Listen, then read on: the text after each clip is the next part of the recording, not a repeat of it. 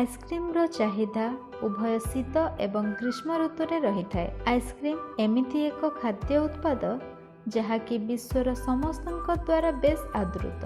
बजार रे एहा भिन्न भिन्न फ्लेवर रे उपलब्ध। एहा उभय शिशु और वयोवृद्धଙ୍କ द्वारा आदृत। पार्टी, विवाह एवं अन्यान्य इवेंट रे आइसक्रीम चाहिदा बहुत रही थाए। तेणु करी आइसक्रीम संबंधी व्यवसाय बहुत लाभदायक होई पारे। आज आमे आपनकु आइसक्रीम उत्पादन व्यवसाय विषय रे सूचना देबु। यंत्र एवं यंत्रपाति। एही व्यवसाय आरंभ करिबा पई केउ यंत्र एवं उपकरणर आवश्यक हेबो ताहा विषय रे जानिबा बहुत जरूरी अटे। मेसिन मध्य रे आपनकु समान प्रकारर पेस्चराइजर, क्रीम विच्छिन्नकारी, उत्ताप एक्सचेंजर, एजिंग टैंक, चालू फ्रीजर एवं आइसक्रीम हार्डनर दरकार हेबो। पुणी collection tank, storage tank, ice cream mould एवं अन्यान्य हैंडलिंग यंत्रपाति भली उपकरण मान आवश्यक हेबो।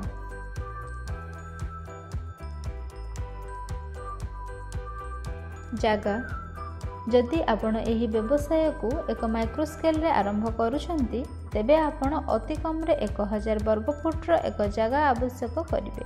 एही वीडियो रे दर्शा जायथिबा प्लांट पाखापाखि 4000 वर्ग फुट विशिष्ट जगह रे रही अछि। आपणक प्रोजेक्टर आकार उपरे मध्य जगार आकार निर्भर करे। कंचामाल भावरे आपणको क्षीर, चीनी, आइसक्रीम, स्टेबिलाइजर, ह्यूमिडिफायर, स्वाद, एसेंस एवं खाद्य रंग दरकार हेबो। पैकेजिंग पाई आपणको कप, कोन एवं बॉक्स दरकार हेबो। प्रक्रिया आइसक्रीम तैयारी प्रक्रिया को बुझिबा पाई आसंतु जानिबा। आइसक्रीम तैयारी करिबा पाई सर्वप्रथमे आपनकु एक तरल बेस प्रस्तुत करिबाकु पड़िबो।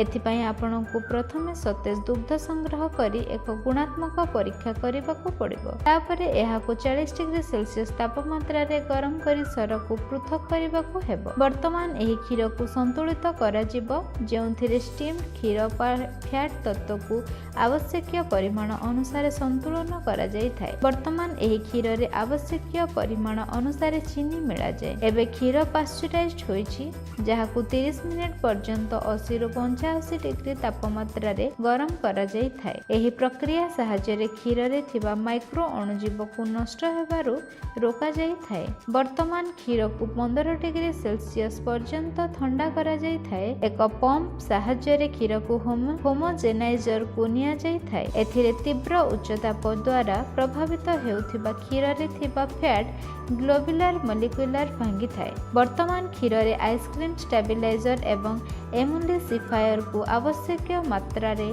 मिश्रित करा जाय थाए एवं एथिपाई भल भाबरे घंटा जाय थाए। लिक्विड बेस वर्तमान प्रस्तुत नरम आइसक्रीम प्रस्तुत करिबा पाई एही क्षीर को एजिंग एवं एजिंग टैंक को स्थानांतरित करा जाय थाए।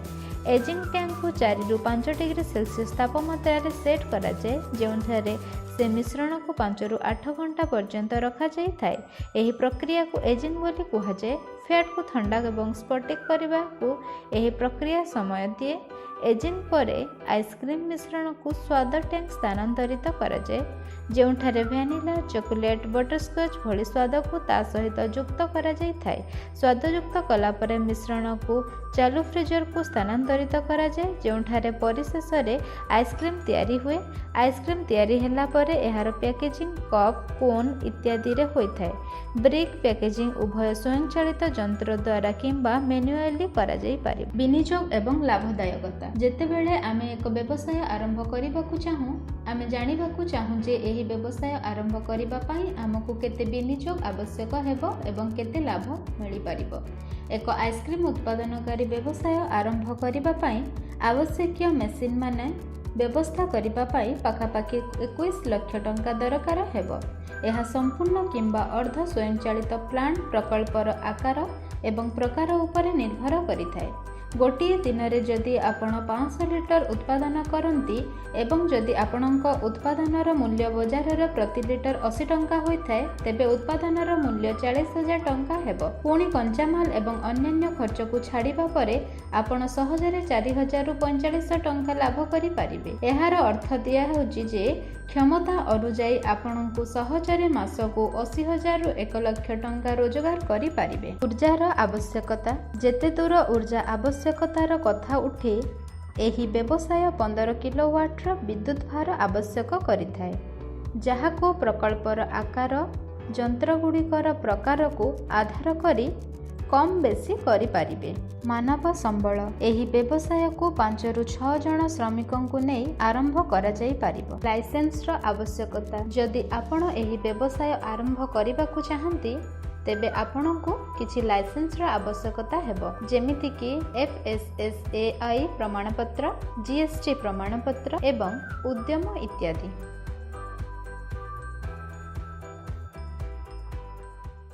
प्रधानमंत्री अणुखाद्य प्रक्रियाकरण उद्योगर आनुष्ठानिकता योजना PMFME एक अखिल भारतीय केंद्र सरकार प्रायोजित योजना अटे। एही योजना अंतर्गत व्यय केंद्र और राज्य सरकार मध्य आवंटित।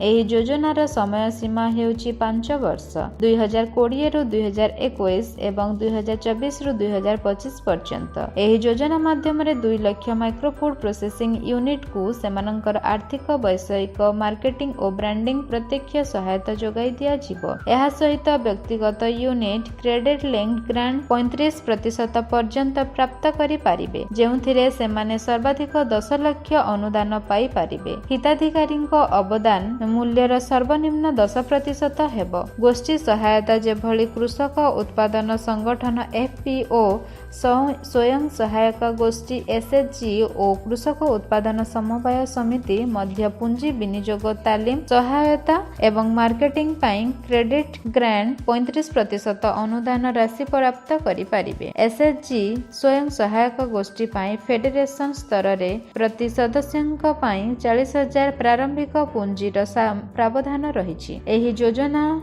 अधीन साधारण प्रक्रियाकरण सुविधा हेतु लैबोरेटरी, इनक्यूबेशन सेंटर, गोदाम घर और शीतल भंडार आदि 35% क्रेडिट लिंक्ड अनुदानर प्रावधान रहिछि।